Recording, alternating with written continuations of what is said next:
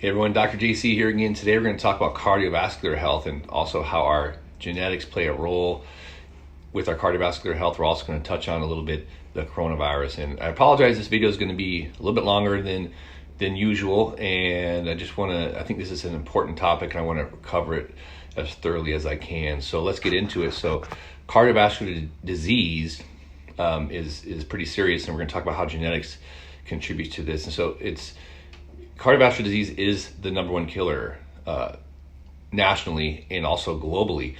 One of the interesting things about it is that it is preventable, but it does happen to be one of those types of chronic conditions or processes that we don't really feel happening while it's happening.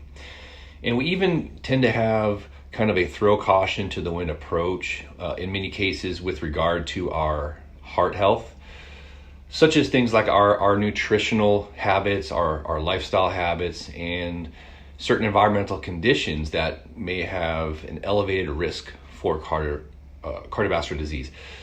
Then all of a sudden, maybe some testing is done or some symptoms pop up like headaches, chronic headaches, or chest pain, or shortness of breath, etc. And then these tests can reveal the presence of cardiovascular disease process happening.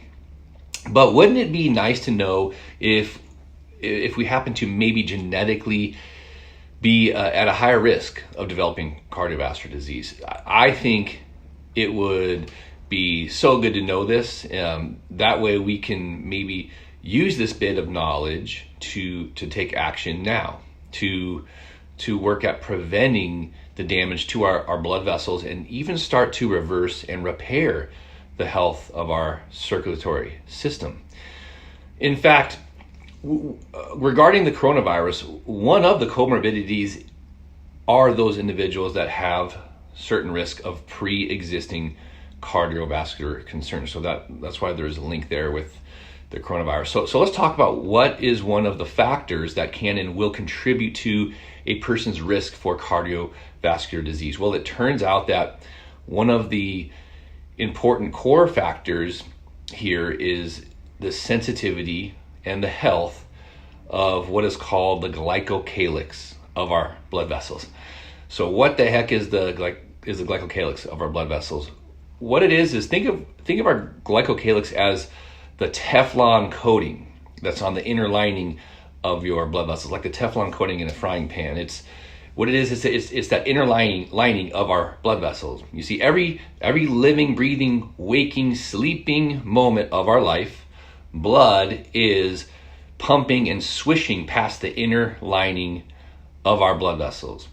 So there's this sheer stress on the inner lining of our blood vessels with the blood that's swishing past constantly, putting this sheer force against the walls of our blood vessels. So depending on other parameters like blood pressure, this force can be increased. It's swishing past the inner lining of our vessels, and the health and the resilience of that inner lining of the blood vessels is extremely important in dictating the vascular health of that individual. And if you add on the top of that some other pre-existing vascular inflammation through things like high blood pressure, type 2 diabetes, now you also add on like a viral infection like the coronavirus, this is going to accelerate and add to that inflammation and that damage. Now you can see why individuals with the morbidities of diabetes, hypertension are the ones who have an increased risk of more severe disease. So let's look at the genetics of whether there's going to be inflammation of the lining of the blood vessels and the level of risk that may cause. So this depends on the quality of our Teflon coating that we talked about. So we all have this thing. We all have this Teflon coating that shields and covers our blood vessels. Once again, it's that glycocalyx, the lining of the blood vessels. Some of us genetically have a coating that's weaker than it's like a frying pan that you purchase at the dollar store, unfortunately. While others have a much higher quality and more resilient Teflon coating, the lucky ones. So there are 3 genetic markers that contribute to a person's Teflon coating. It contributes to the quality. So there's 3 independent markers. These markers occur in a very special part of our human genome. It's called the 9p21 gene, and there are actually 6 of these. So we get 3 from our mom, and we get 3 from our dad. So there will be varying degrees of weaker resilience depending on the types that we have. So there are A types, A like apple, and there are G types, G like George. And just to make it simple, the more, the more number of G's a person has, the weaker that glycocalyx will be. Someone, for example, that has 6 G's, this is the individual that inherited the dollar store Teflon coated frying pan. They got 3 G's from mom, 3 G's from dad. This is the individual that has to be very mindful about how they're going to treat that surface of their blood vessels, of their frying pan. They want to make sure their blood pressure is being moderated appropriately. They've got to ensure that there aren't too many inflammatory things in the bloodstream. These things can act as abrasions to the surface of the blood vessels. They have to ensure that also there's enough vitamin D levels in their system. So these individuals would be the ones that have 4, 5, and especially the 6 Gs. These ones are the ones that really have to pay attention to these things more closely. We will want to ensure that the blood pressure, once again, is ideal. The heart rate is as good as it could be, and that would be step number 1.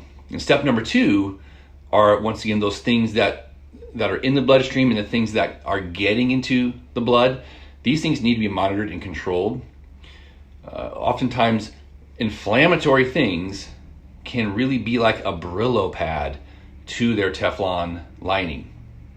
It could really be inflammatory and damaging to the lining of those blood vessels. So toxins like all of the food preservatives, the heavy metals, also toxins would include, by the way, many medications.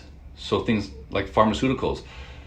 These medications, which are absolutely appropriate when they're appropriate, but they're examples of things that when they get into the bloodstream, they can become abrasive to the vessel lining.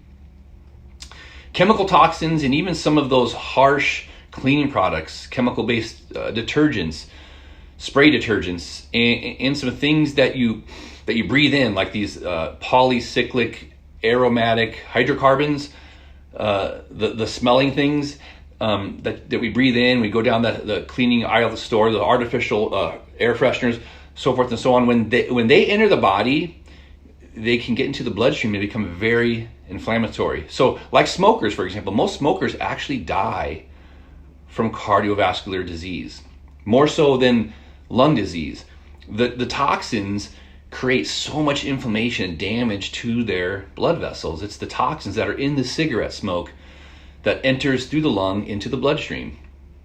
And when it's in the bloodstream, it's extremely chronically abrasive to the lining of those blood vessels. So one thing that is actually a real phenomenon is and it's important for all these things, is to neutralize and metabolize and detoxify the things that are in the body, that are in the blood, is vitamin D. And I did make a previous video talking about vitamin D and its importance regarding immune system function. And vitamin D is vital for this process as well. So check out that video.